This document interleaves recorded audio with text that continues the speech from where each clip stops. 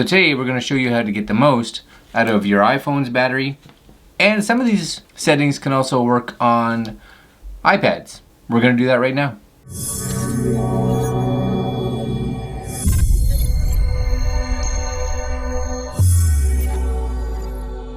So I'm going to bring up a screen here on the side so you guys can see what I'm doing here. So we're going to go through a whole bunch of settings.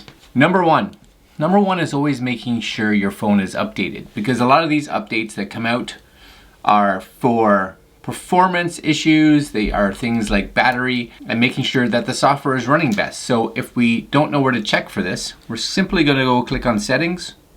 We're going to go down to where it says general, and once you click in there, the second one from the top says software update.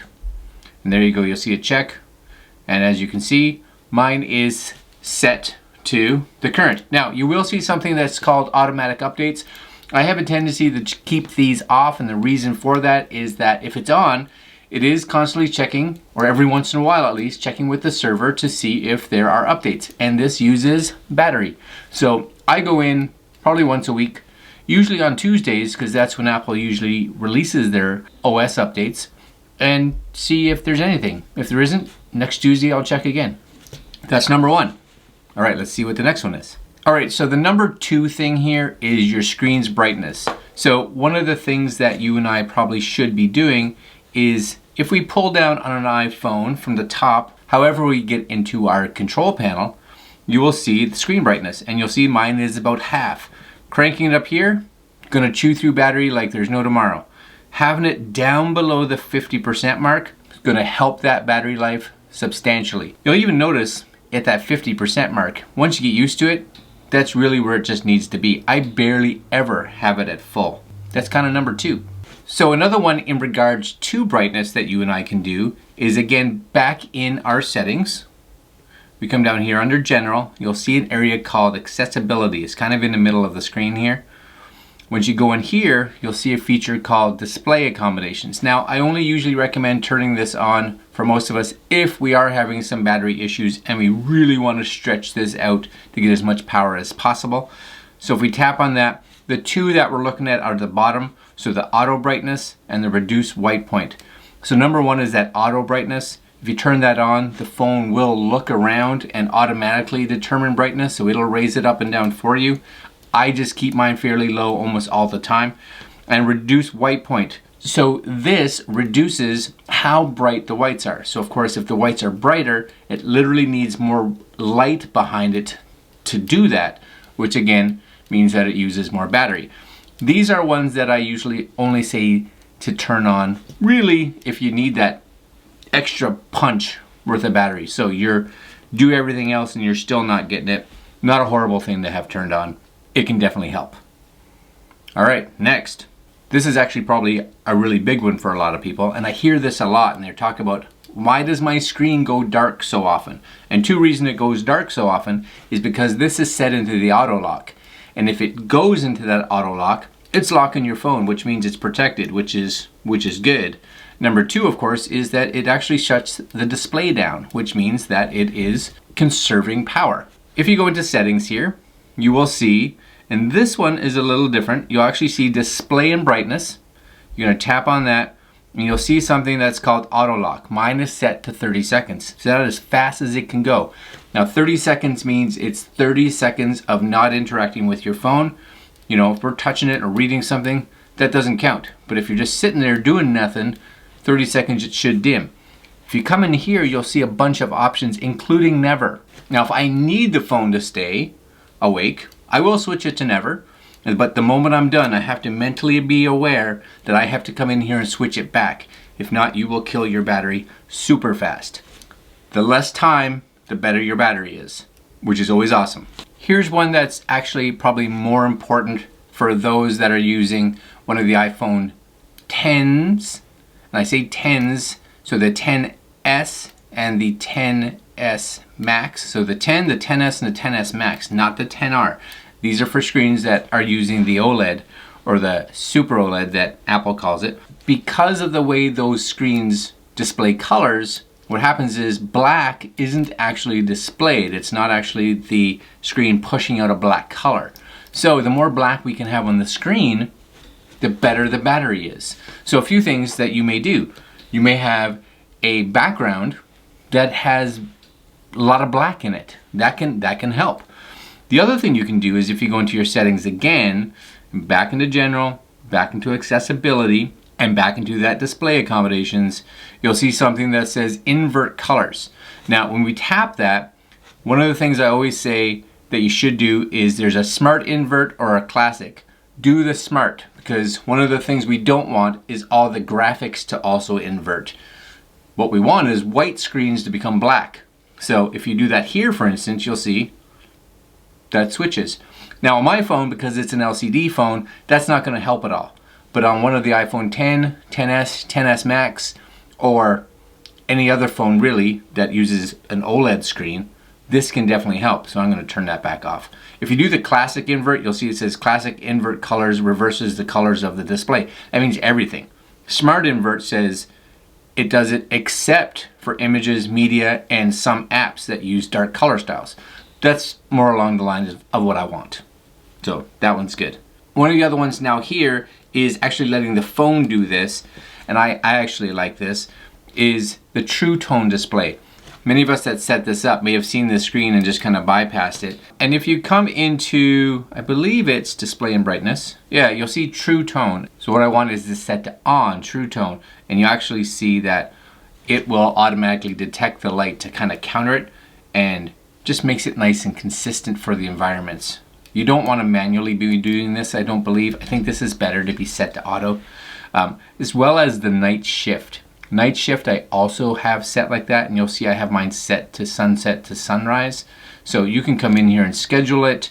You can have it just the way it shifts. So I have mine set that it'll shift automatically based on when the sun goes away and when the sun comes back.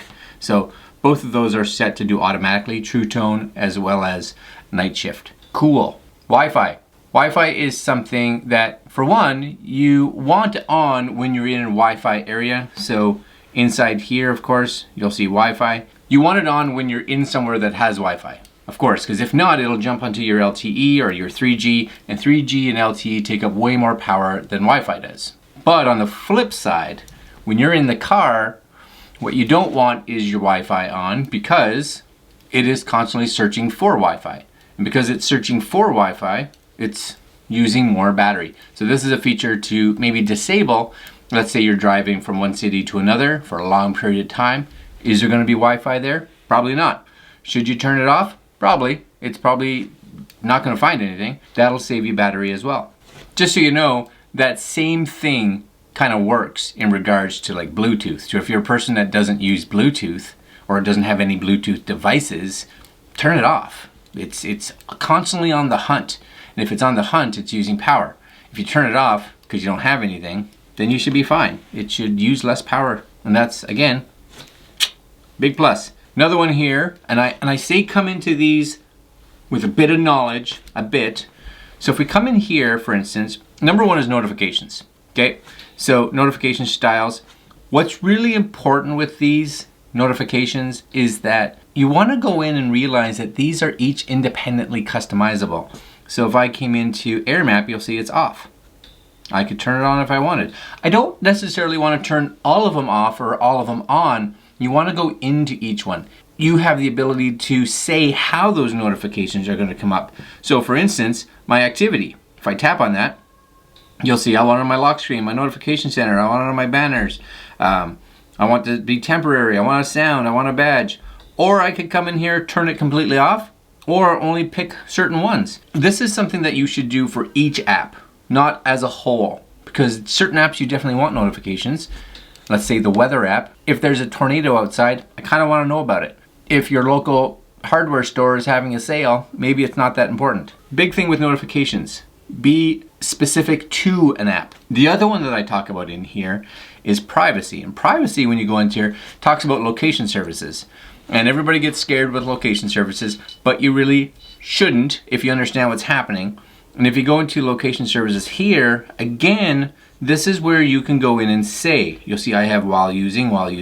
That means the app has to be open for it to be doing that. Apple support, if I click on it, it comes up and says Do you want while using the app or never? I could say never, but I'm gonna say while using it, which means that they're gonna get information that shows where this phone is. I'm okay with that. So some of them, let's say Adam, will have always, while using, or never. So I'm gonna say while using.